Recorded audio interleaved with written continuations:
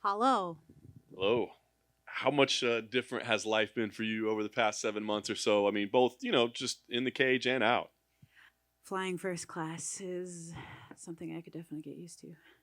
Aside from that, not really much has changed. Not too much, anyways. Your kid doesn't care if you're the champion of the world, and that's a real humbling experience that I live on a daily day basis.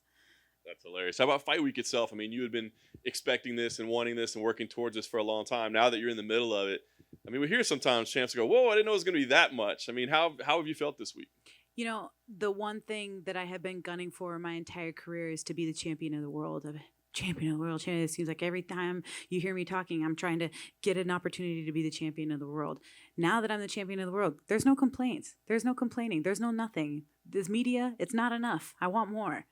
I'm looking for the camera. Where are they at? I'll talk to whoever you want me to talk to. I'm the champion of the world. This is what I wanted. This is what I asked for, and I got it. And so now there's nothing left to do but the job itself, and that's let people know who I am. This is my opportunity to show people who I am and kind of let them get to know me. And I relish in that moment. You always said you would beat Amanda, right? I mean, very respectful. I mean, if you're champion of the world, you got to put the belt there, right? Yeah, yeah, yeah. Take a break to do that. Thanks, Lene.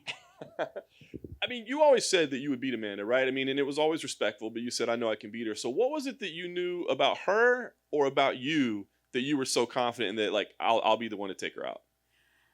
I think stylistically, when you look at styles, I think that that's a pretty good indicator. I also have the best team in the world that has eyes and heartbeats on the floor watching and guiding me. And without my team and without the adversity that me, myself, have had to face in my own career and in my personal life, I think those factors have given me the confidence to know that you can put King Kong in front of me and I'm going to go out there and I'm going to win.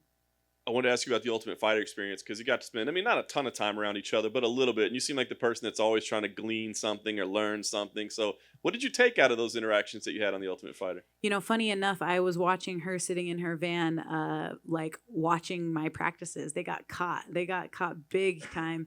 And once we saw them watching our practices, they threw the car in reverse and they hightailed it out of there. And I'm like, I see what you guys are doing there. I don't need to do any of that, though. I don't need to do any of that.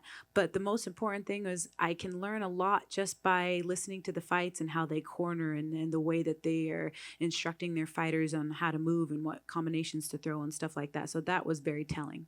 Interesting. Tactically for this fight, right? I mean, you got it done the first time around. Do you just kind of go in there and say, look, we know how to beat her. Let's execute that again. Or do you say, no, we've got to have an element of surprise. We have to change things up. Like, how much adjustment do you make considering you won the first time around? At the end of the day, Amanda and I are the two best women's fighters in the world. You're literally getting the two best fighters in the world that are going to collide on Saturday night.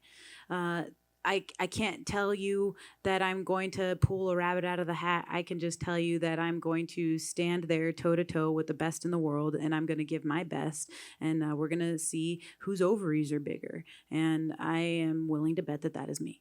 I love that. You win this fight. You close this chapter. You've beaten the GOAT twice. I mean, where do you go from there? I mean, are you looking at other people in division? Are you looking at other options? What do you do at that point? I am just ready to snuff out this torch. The torch was passed. I snuffed it out. I'm ready to close this chapter and I'm ready to move forward.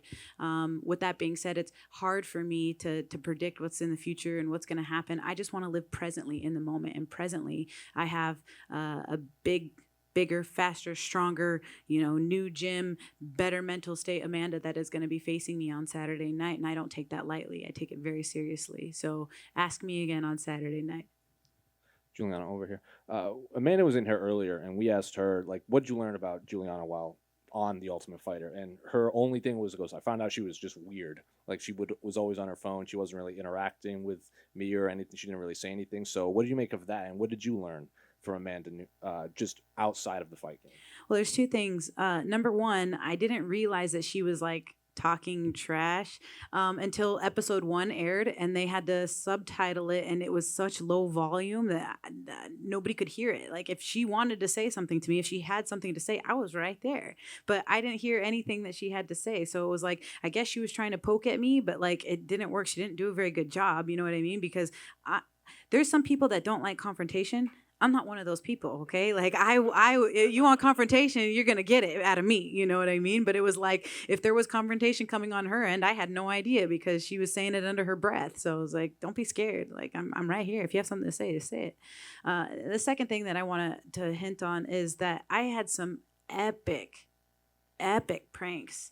And at one point, like Dana was in, I had all the crews in, everybody was like, we're gonna do this. And then they put the kibosh to it. They literally put the kibosh to so many things. And it was like, it didn't end up happening. So that was a little bit disappointing because there was gonna be some other things that were gonna come down the end. But at the end of the day, Dana entrusted me to find these next stars coming into the UFC and the next generation of up and coming stars and find these diamonds in the rough. I took that job very seriously. And the most important thing that I took away from it is get these guys' hand raised, get the world to know who these fighters are. And I did that. 3/4 of the finalists are from Team Pena. And I think that my job was done. So as someone that went through it as a competitor and now as a coach, is there anything you would change to the Ultimate Fighter format, considering it is the 30th season? There's definitely something like there was things that like I felt like they were like so lax on. Like they got to listen to music every day on the way to the gym. Like I didn't hear a song for freaking 7 weeks. You know what I mean? I'm like, what do you? They let you listen to music every day on the way to the gym. Like they weren't as strict, I don't think, in some regard. And then on other regards, it was like absolutely not. We can't allow that. The other thing that I noticed is that they wanted drama, right? Well, there was drama in the house. There was plenty of things that they could have used, but they really kind of just made it about the fights. And so I myself was like, oh, they're not going to show that. Oh, they're not going to show that. We did so many cool things that they didn't show. And so that was a little bit disappointing, but oh well. Did you miss the old Tough Gym? Yes, I miss the old Tough Gym. Are you kidding me? I would have loved it to just see my face plastered right there on the wall every single day when I walked inside there. Yeah, no, I was a little bit sad that we weren't in there. But the facility that we used was, top notch, beautiful. Can you tell us any of these pranks that were put on kibosh, like you said? I will tell you that Johnny Knoxville was involved and that they had a bear. And we were going to lock her in the room. And when she walks in there, she's going to see this gigantic bear and lock the door and she can't get out and start freaking out. Johnny Knoxville was on board. Dana was on board. And then they were like, we have the fights on Saturday night. This bear has to get acclimated to this room for 4 nights. It has to eat, shit, sleep in this room, like we need the room for the fights. And so they ended up saying that we couldn't have the bear. So then we changed it to a tiger and midgets. And they were like, okay, let's see, and like, I don't know if it was Pilgrim Productions that wasn't on board. Something happened where they were like, we absolutely can't have this. You mean you want a tiger to be in a room with one of my best fighters that I have on the roster? Like, nah. And so the whole thing got squashed. But I was like, if the Jackass boys aren't helping me, there's no point in pranking. Like you can't do anything after that. You know what I mean? It's like, it's either all or nothing. Julianna, I saw in some of the interviews that you've done in the past talking about wanting to move up or down. Could you see a potential fight at 145 against Amanda, regardless of the outcome of this fight on Saturday? There's nobody in the division, there's really not. It's a division of who? Amanda? Who else? All the girls that have fought at 45 just went up in weight so that they could have a shot at the belt because they couldn't get done at 135. And it's a division of literally no one. It's, to me, primarily people that either can't make 35 or just don't want to cut the weight. The real fights are at 135. Could still be that champ status, though. I'm already a champ. How important is it for your career and your legacy to have a rivalry like this, right? Because Amanda didn't really have a rivalry. She's been dominant. Then you come along, you get the win. You got the rematch coming. Third fight could happen, depending on what happens, right? So how important is it for you to have like this sort of rivalry, high-level rivalry against one of the best to ever do it? That's a great point. And it's something that is very important for my legacy and for the sport in general. It takes 2 to tango. You need a dance partner. And without Amanda and without me, there would be no headlining of this UFC 277. We are the 2 best female fighters in the division in mixed martial arts.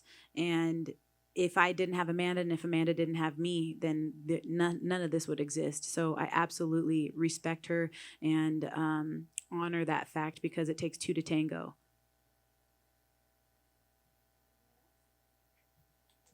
Cool. Thank you, guys.